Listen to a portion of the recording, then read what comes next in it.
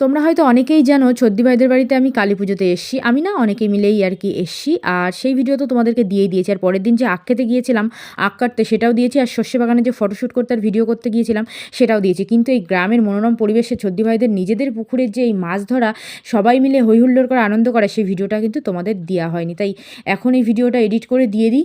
আর দেখো কত রকমের মাছ রয়েছে এর মধ্যে, মানে গুণে শেষ করার মতন না। প্রচুর মাছ, কাতলা মাছ, রুই মাছ, তেলাপিয়া মাছ, তারপর রূপচাঁদা মাছ, ছোটো মাছ থেকে শুরু করে সব।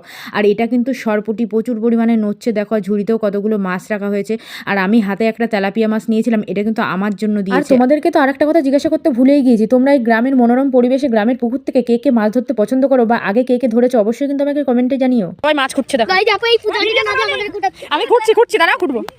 এই সব মাছ খুঁজছে।